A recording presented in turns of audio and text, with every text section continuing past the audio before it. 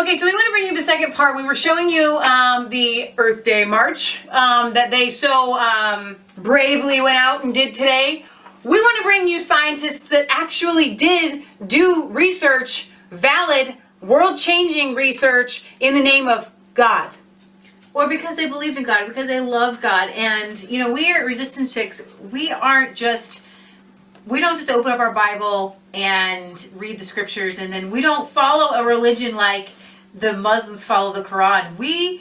And I want to explain this to you, and I think that all Earth Day people can actually go with me, and I think that even atheists can go with me here, because when you see the complexity of the universe, when you look at even just a snail shell, or how the eyeball is created to actually work, or you see things in creation, like there's a certain flower that a certain like bird has a certain specific beak and tongue, or whatever it is. It can only live off of this certain flower, and there's all different kinds of things that when you look at it, you're in awe. You're in awe of the universe, and when you feel that awe and you don't get goosebumps, I feel really bad for you.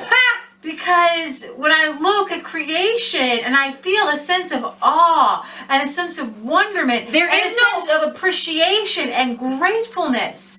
People who don't believe in God, they say Mother Nature, and every group of people have believed in some sort of God because there's a gratefulness that comes up. I mean, when the Indians, it's okay, for some reason it's okay for the Indians to be spiritual. Right. But it's not okay for Christians to be spiritual. Keep going. To believe in a God who loves us. Galilei said, "I do not feel obliged to believe that the same God who has endowed us with senses, reason, and intellect has intended us to forgo their use." And so when we're farming, when we're outside, I am in awe of the Creator. I'm in awe of the creation. If you want to call it nature, call it nature. Our founding fathers said nature, and nature's God. I think that we can meet on this level playing field. You don't have to say there's no big guy in the sky. You can be in awe of the fact that we're all interconnected, that there are electromagnetics that they can scientifically gauge now. Oh, yeah. That people couldn't gauge before, so that when people go out and they would see a beautiful scene, or they'd see even a ship coming in, or they'd see the oceans roar. You're just like, whoa! They've actually, I mean, even more so than that, they have now been able to prove that you kind of do put off an aura. It's the best word that I can come up with it. Where if you walk into a room and we all have that sense like somebody's just mad, they could be at somebody you've never even met before. They're at the kitchen counter, they're doing dishes, you see them from the back, and you walk into the room and you can just feel that something's up. It doesn't have to be a spiritual thing, but it's a very real, scientifically proven thing that they are literally putting off, okay, I think it's like negative ions or something like that, where you can walk into the room. Well, there have been studies how somebody is feeling. That when you grow plants and they have played hard rock, heavy metal, and the plants like die and don't do good, and they like classical music. They've done two different things. They've played classical music and they've spoken evil words, like curse words. Right. And that plant would die, and they spoke loving, great, conscious words. And think about children.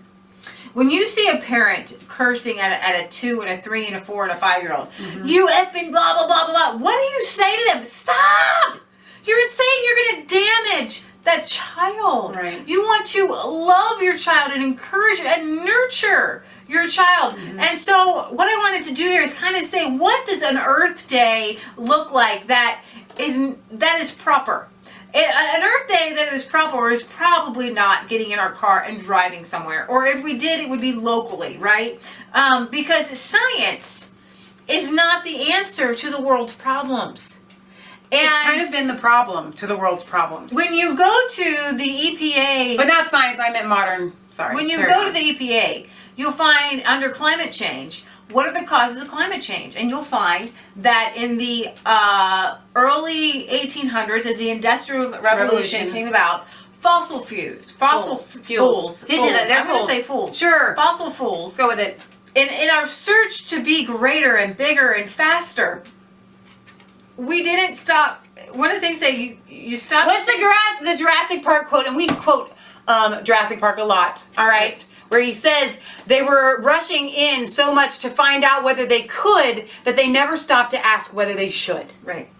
And so the whole idea is if there is a climate change, which I believe that we are doing huge damage to our planet. Yes. I do not believe the climate change data, because it doesn't line up for me in the way that they're presenting it. But I do see pollution every single day. I mean, you go to the ocean, you see these poor penguins with plastic bags down their throats. I mean, seriously, we're doing some damage to the environment. Seriously, desertification. Okay, and so the oil spills alone. An Earth Day would see everybody mowing, tilling up their front yard and planting a summer garden. Yes. Because those fossil fuels that are causing the climate change, people are cool with getting, because they want to go, they're like $2.50 organic strawberries bust clear to New York from California. Yeah, they're on good a with that. truck. Right. But anything that Donald Trump does with the EPA is just bad and evil. They'll take all of the fruits and vegetables coming up from South America via boats and planes and trains and automobiles and trucks and things like that. All those fossil fuels being burned.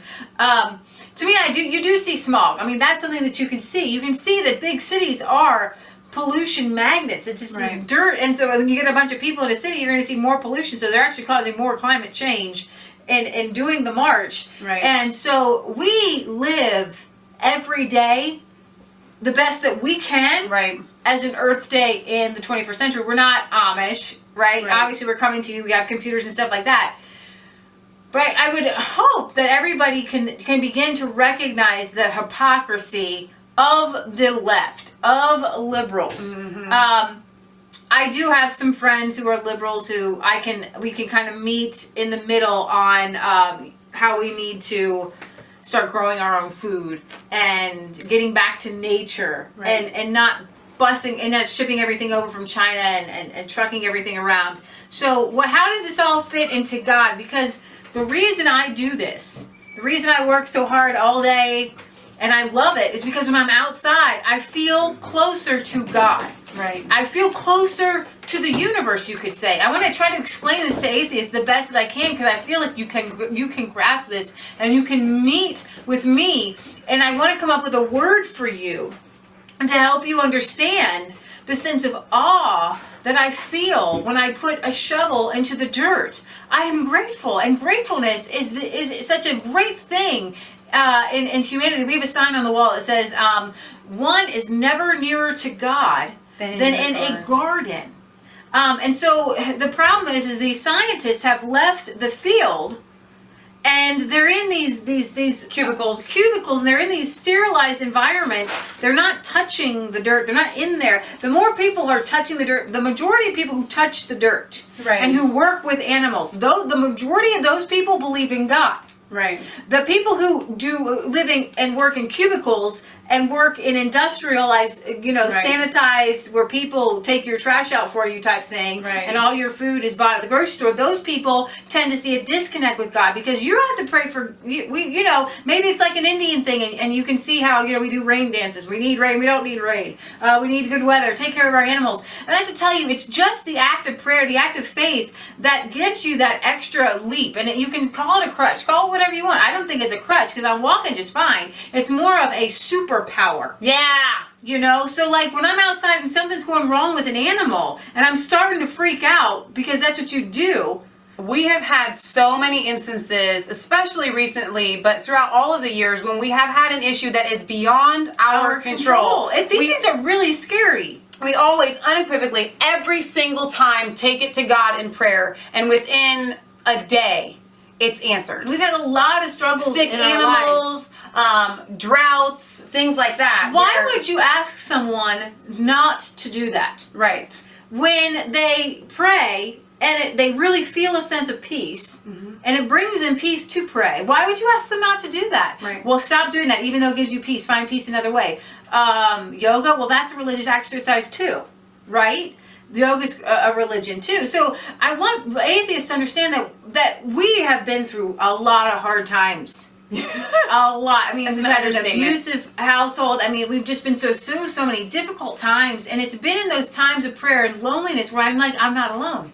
Right. I've got God. I've got you could say I've got the universe surrounding me. I have, besides the fact that I have an amazing family, in times where I am at the very deepest depths of despair, I have never ever once felt alone. And it actually, I feel sorry for people that don't have God, because in those moments where you're in that very deepest of despair, all you can do is wait it out. Right. And as a Christian, I don't have to just wait it out. I can take it to God, and I can have a real peace that could probably be measured on some sort of scientific scale.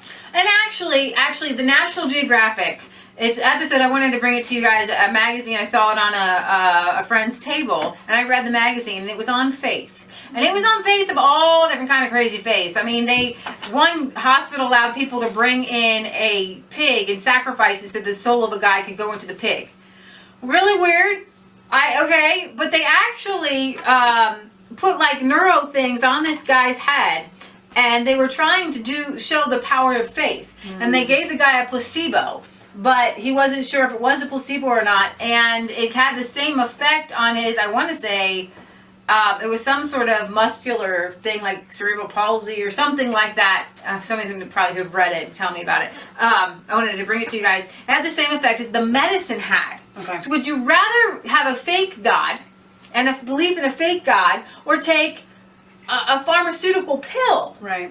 And a lot of times with depression, you can take a pill. People are really scientifically depressed, Yes. right? They can take a pill. Or I can say that when we've gotten into some really bad times, I've talked to God, and then we didn't know what to do on a lot of different things, that like life-changing situations. Uncle Jack has been dead and brought back to life like 5 times. Yeah. I'm not even kidding you. He's a dead man walking. So those kind of miracles, people who haven't been in those kind of intense situations and come out victorious might not understand what we're saying, but you might need it in the future. And so I'm going to bring you a couple other scientists. Let's get to the scientists. Exactly. Francis Bacon, Sir Francis Bacon. It is true that Speaking a of little pigs. philosophy inclineth man's mind to atheism, but depth in philosophy brings men's minds about to religion. And so people who really delve into philosophy, I was listening to a really famous Asian, I want to say astrophysicist, the deals with like the thing Very common Einstein people. did. They're like a dime a dozen. Everybody. He It's like said working at that, a supermarket. Those astrophysicists. or theoretical. Anyways, It doesn't matter. He said that we are in awe of God, of this creation. Whether we believe in religion is a different story, but in the essence of the ordered universe, there has to be some sort of designer. So Sir Francis Bacon, you might know, was known as the founder of the scientific method. And he said, in an essay on atheism, he said, God never wrought miracle to convince atheism, because his ordinary works convince it. It is true that a little philosophy inclineth man's mind to atheism, but depth in philosophy bringeth man's minds about to religion. For while the mind of man looketh upon second causes scattered, it may sometimes rest in them and go no further, but when it beholdeth the chain of them, confederate and linked together, it must needs fly to providence and deity. it was interesting as I was going through some of these quotes, and I've read like feels like millions of these quotes over the years. That Darwin, he said that even Darwin said the impossibility of conceiving that this grand and wondrous universe with our conscious selves arose through chance seems to me the chief argument for the existence of God. But whether this is an argument of real value, I've never been able to decide. So he was never able to decide. I mean, he was raised a Christian, Right. and things like that. You've got Maria Mitchell. Scientific investigations pushed on and on will reveal new ways in which God works and bring us deeper revelations of the wholly unknown. And I mean, even Albert Einstein was talked about. He said, He was born into a secular Jewish family. As an adult, he tried to avoid religious labels, rejecting the idea of a personal God, but at the same time separating himself from fanatical atheists whom he believed were unable to hear the music of the spheres. There actually is a sound that they have been able to capture of the stars in the sky. That's exactly it. You guys can Google that on YouTube or look it up on YouTube. It's really fascinating.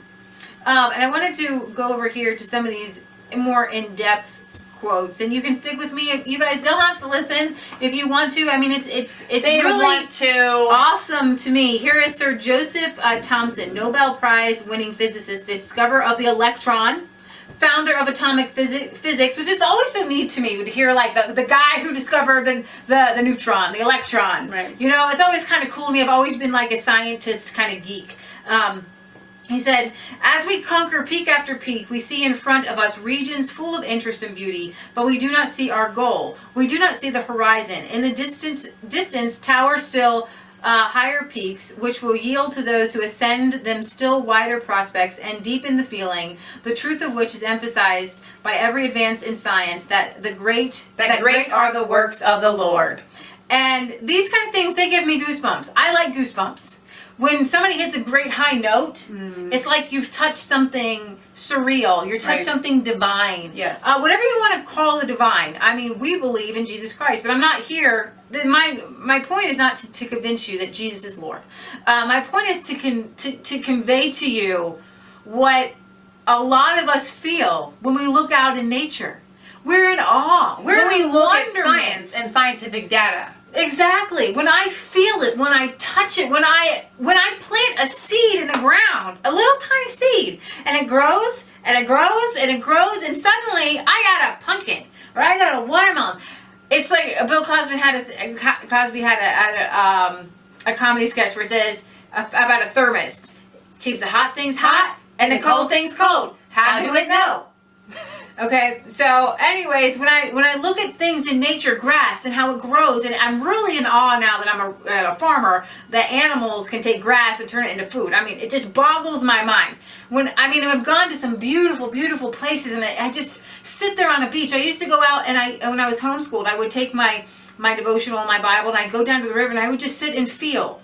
I would feel good. Why would you deny? I mean, there's a lot of militant atheists. Some people say your religion is your religion. That's cool. And actually, I would say that's almost 100% of our viewers. And we love you for that. Or 100% of our atheist viewers. Exactly. And I would hope that even as an atheist, that you would be able to feel and appreciate nature and appreciate something that you could convey and correlate to the divine, the realm that maybe we can't touch and feel, because there is a metaphysical realm that we can't see. I'm sending you signals and y'all can't see them. Are they there? No, but they're things that you can't see. Why would you believe in a God that you can't see? I can see the effects of the wind, but I can't see the wind. Thank you, Pocahontas. Have you ever seen the wolf cry to the blue horn? Okay, yeah, we're not going to sing Pocahontas. All right, Did we do that one already? No, we put together an Elizabeth Warren thing, but we never actually put it up yet. All right, so let's get back. Sir Joseph Taylor, did you have something picked out that you wanted to do with other ones? Einstein. The more I study science, the more I believe in God. I mean, again, he says, I want to know how God created this world. I'm not interested in this or that phenomenon in the spectrum of this or that element. I want to know his thoughts. The rest are details. Oh! May I make an observation? Yes, Patriot Gallery. Watching this, I'm thinking to myself, I get it. The people who are not greedy, who are not sinister, who are not evil, they use nature to learn the truth and find out more about God, or just to find the truth. But the problem with science and the problem with the march of science is these are the evil people. You hit the nail on the head. Evil. They want to produce invention just to make a lot of money. They want to do something just to, even if it's a cure, it's just to make a lot of money. They'll do anything. And that's what the problem is. You have to introduce God into society, and why God is so important to society, because God reminds people to have a conscience. Right. And you have a conscience. Should I do it? is it the right thing to do? Right. Whereas, Will it harm something or someone? If you study chemtrails, and we have, you will find that chemtrails aside, they do have the ability to seed plant in the sky and to alter weather patterns. And Russia paid like over $1 million or $2 million to change the weather for an event. to cause snow or not snow or rain or no rain. And there we go back to, you never stop to ask whether you should. Should we be altering the weather just because we can? Okay, and that's where I think Robert Boyle, how many know the founder of modern chemistry? He says, God is the author of the universe and the free establisher of the laws of motion. I'm an incredibly inquisitive person. no kidding. And so I like to know why, but at the same time, there are some things that I don't need to know. I just don't need to know. And I don't need to know what homosexuals do. That's another story. Anyways. You can't take her anywhere. Sorry. Boom, boom, boom, ching. So, a lot of these scientists were so... It actually, there's a scripture in this. I wanted to bring this to you, and I know this is getting long. It is the nature of God to reveal a thing and the duty of kings to reveal it. to find it out. To find it out. So, kings and philosophers are designed by God to be inquisitive and to find these things out. The truth. Right. Hang on, I like this one. Okay, so physicist Paul Davies, the winner of the 2001 Kelvin Medal issued by the Institute of Physics and the winner of the 2002 Faraday Prize issued by the Royal Society, amongst other awards, as cited in his book, God and the New Physics, first quote, from his acceptance address in the 1995 Templeton Prize, second quote, he says at first, it may seem bizarre, but in my opinion, science offers a surer path to God than religion. His second quote says, people take it for granted that the physical world is both ordered and intelligible. The underlying order in nature, the laws of physics, are simply accepted as given, as brute facts. Nobody asks where they came from. At least they do not do so in polite company. However, even when the most atheistic science accepts as an act of faith that the universe is not absurd, that there is a rational basis to physical existence manifested as law, the law-like order in nature that is at least partly comprehensible to us. So science can proceed only if the scientist adopts an essentially theological worldview. That's really interesting. Astronomers do not draw theistic or deistic conclusions are becoming rare, and even the few dissenters hint that the tide is against them. Jeffrey Burbidge, the University of California at San Diego, complains that his fellow astronomers are rushing to join the First Church of Christ of the Big Bang. And here we got Robert Jastrow, the astronomer and physicist who founded NASA's Goddard Institute of Space Studies. He said, astronomers now find they have painted themselves into a corner because they have proven by their own methods that the world began abruptly in an act of creation to which you can trace the seeds of every star, every planet, everything in the cosmos and on Earth. And they have found that all this happened as a product of forces they cannot hope to discover, that there are what I or anyone would call supernatural forces at work, is now, I think, a scientifically proven fact. And even, who's the guy? The big atheist guy who says, Hawkins? not Hawkins, the other guy. The other guy. Every one of you knows this. Okay, well, he says that there has to be a seed, and he's leaning more towards aliens. A lot of people are going towards aliens in this route. Yeah, and that's not okay. I gonna mean, go I get it, but at least you recognize that there has to be something. There has to be a seed. There has to be a seed to be planted. I had a youth pastor once listen, one of the kids asked about aliens, and his answer was just this. You know what? If there are aliens, the same God that created us created them. You can have that for what Albert Einstein, the fanatical atheists are like slaves who are still feeling the weight of their chains which they have thrown off after hard struggle. They are creatures who, in their grudge against traditional religion as the opium of the masses, cannot hear the music of the spheres. I think we gave you that one. The music, you can't feel God. And I would challenge my Christian or religious people to get out of the religious bubble and go outside and feel God. Talk to him outside. Yes. See what outside God tells you, not inside God.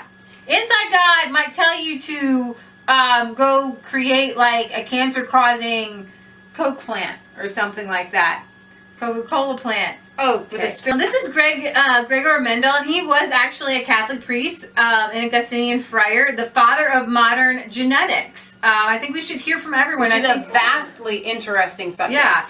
Jesus appeared to the disciples after the resurrection in various forms. He appeared to Mary Magdalene so that they might take him for a gardener. Very ingeniously, these manifestation of Jesus is in our minds difficult to penetrate. He appears as a gardener. The gardener plants seedlings in prepared soil. The soil must exert a physical and chemical influence so that the seed of the plant can grow, yet this is not sufficient. The warmth and the light of the sun must be added together with the rain in order that growth may result.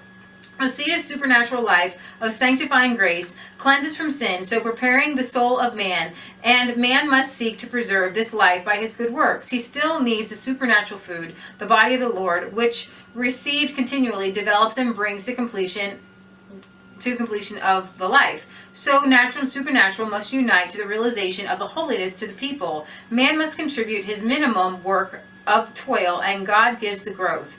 Truly, the seed, the talent, the grace of God is there, and man has simply to work, take the seeds, to bring them to the bankers, so that we may have life and life abundantly. I love that. Let's read this one. I don't even know how to say that. Michelle. Yeah. Theoretical physicist and string theory pioneer. I have concluded that we are in a world made by rules created by an intelligence. Believe me, everything that we call chance today won't make sense anymore. To me, it is clear that we exist in a plan which is governed by rules that were created, shaped by a universal intelligence, and not by chance. Nikola Tesla, the gift of mental power comes from God, divine being, and if we concentrate our minds on that truth, we become in tune with this great power. Let's read a couple more here.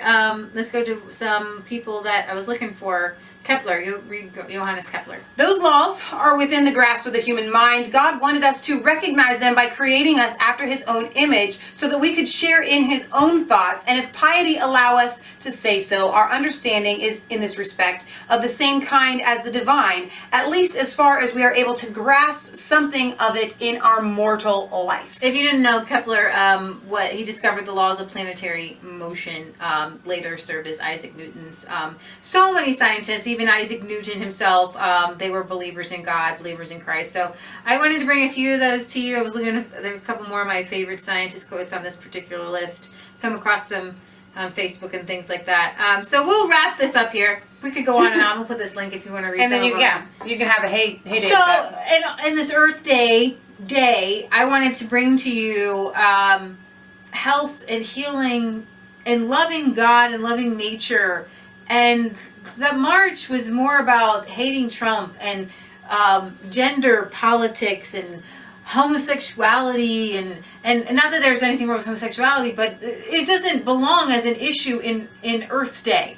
Okay, right. This is an Obama thing. This is a Clinton thing. This is a George Soros thing. You're going to find these agendas woven through everything. What they're going to do is they're going to just try to take everything that is normally just kind of a normal part of our society and wherever they can leech onto and attach their agenda to, they're going to do it. And so like Leah had said, I don't know if you said it was a tell or whatever you were saying, where you can always just see, you know when you see it that that's them. You're going to see the same agenda put forth every single time, and it's going to be so that you can't praise the majority of people. You can only praise minorities. But the important thing is there's just a few people like George Soros. All you gotta do is cut off the head of the snake. Obama, but both of them, their parents caused them to be it's a generational curse. Communists. They're caused to be communists. But they George can't Soros do is it a Nazi. themselves. They can't do it themselves. So they want to condemn people, manipulate people, guilt people. There are real problems, and people want to do something about it. So they come along like this angel light and say, oh, this is what you can do, and go along with us. And actually they're using them for evil. The people think they're doing this for good. Most people went out today, they're really good people Very trying good to point. do something to stop Very the good bad point. stuff in society. They don't realize the people behind them Yeah. are The wanting puppet to masters. kill them off. They want to kill them all. And Because just they them all believe in die. population control. And they And want to use science to kill everybody. the problem with population control is like the peons that the elites get to promote it, you all get taken out in that population control too, unfortunately. But we want to always bring it back to hope. These are real scientists that really they shaped our modern view of science and what we know about things, and so we can get back to it. We can always go back to the foundation. If this foundation is there, whatever has been built on top of it can be torn down. You can go back to the foundation again. And I think that that's what's happening, where the tide is turning. People are waking up. They're getting back to real grassroots movements, real actually getting out to the grass. You The know, more each of us talk about God, the more we talk about God, somebody else talk about God, then people start living by their conscience. I was Once they actually, have conscience, they have morals, they have ethics. a friend of mine was concerned because her daughter is, she just, in her own words, she's turning into a rotten child. She's about 3 years old-ish, and she's just so upset that her daughter is just rotten. And I said to her, I was like, you know what you need to be doing?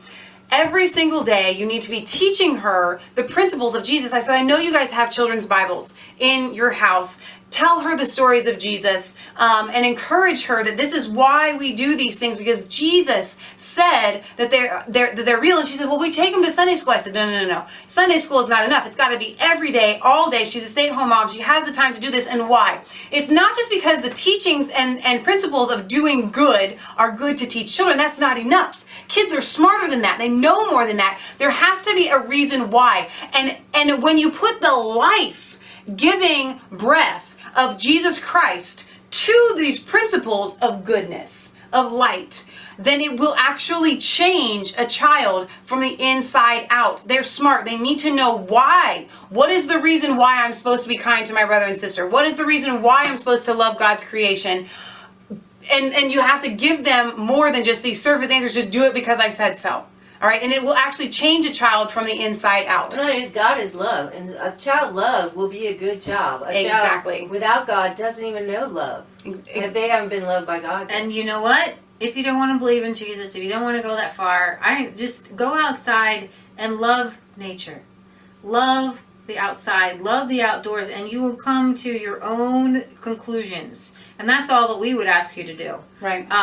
Go outside, touch nature, plant your garden, and be involved Get some in chickens.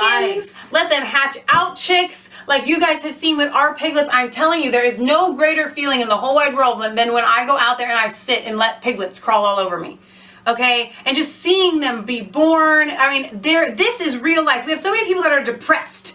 Okay? You can't be depressed when you have those kinds of things going on. We could be in a bad mood or we could be arguing, but instantly you go out and you sit with those piggies and everybody's happy again. Okay? Because there's life there. So we need to wrap this up. Thank you for sticking with us on our part 2 of our Earth Day coverage. This is what Earth Day should be about. Bacon seeds. All right, you guys, this is Michelle signing off for Resistance Chicks, where it's not just a conspiracy theory if it's the truth. Please don't forget to like, comment, and subscribe to Mass Faith 3 and Resistance Chicks. Ring that little bell for notifications. Find us on Facebook and Twitter. We love you, God loves you, and God bless. You shall know the truth, and the truth shall Set you free.